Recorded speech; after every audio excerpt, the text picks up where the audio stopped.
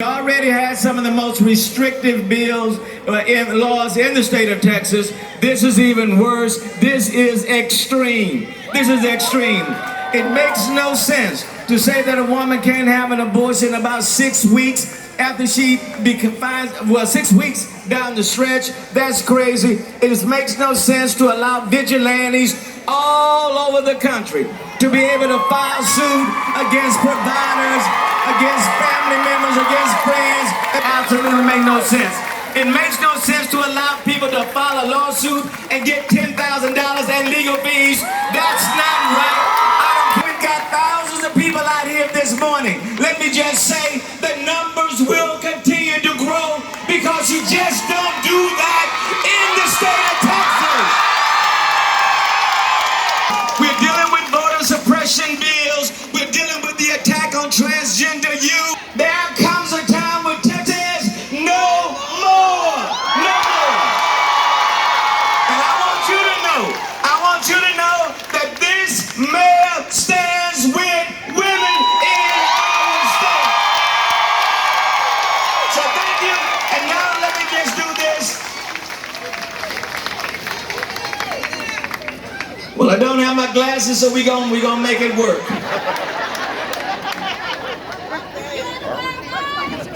I'm not gonna read the whole thing, but this is pertaining to women's voter registration. And basically what it says is that we must register and we must vote. We gotta register and we have to vote. So therefore I, Sylvester Turner, Mayor of the City of Houston, the registration day in the city of Houston. Thank you all so very, very much. Councilmember Letitia Plummer, former Councilmember Amanda Edwards, Seema Lajuan, I'm gonna get that last day right, picture to Seema, Councilmember David Robinson, and please give it up, Anise Parker.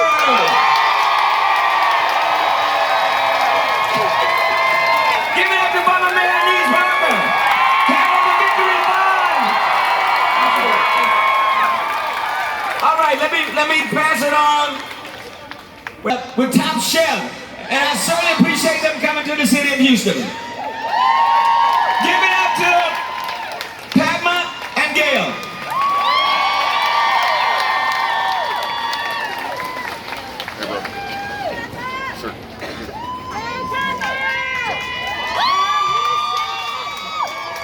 Very happy to be here with all of you today. I want to thank everyone for being here today, and thank you to the City of Houston for having me and for having us. It takes courage and effort after what we've all been through to keep coming out, keep showing up for each other.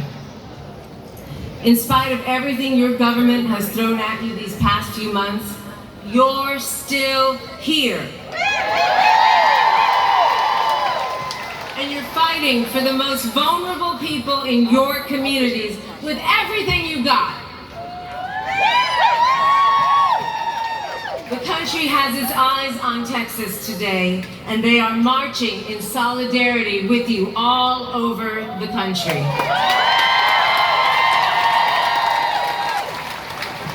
I want to tell you guys a little story. When I was 14, my family and I were in a car crash that forever changed our lives. We were driving home from the Hindu temple when we were rear-ended and we went spinning off the freeway, 40 feet down an embankment. My mother broke her arm, her right arm, 5 ribs, and her sternum. Her heart was squeezed. She had a cardiac contusion. Paramedics had to use the jaws of life to get us out. Soon after, my mom learned she was pregnant. At that time, not only could my parents not afford another child, but her body could not physically sustain another pregnancy. My mother would be homebound for months without pay, as would my stepdad. It's out of love for me that they made me, and she asked me to go with her to Planned Parenthood for support.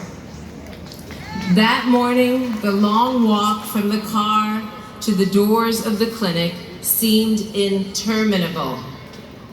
We were surrounded by anti-abortion extremists, holding signs and shouting. I could feel her nails digging into my skin. I was terrified and intimidated by their shouts and jeers. One of them yelled out, "If you really loved your daughter, you wouldn't take her in there. It's not me, it's her decision." My mother bore all of that weight and mental pressure in just trying to do the right thing for herself, her family, and our future. I've thought about that moment so many times in the almost 30 years that have passed. I didn't know how to truly show up for my mom in the way that she needed me to then. But I'm showing up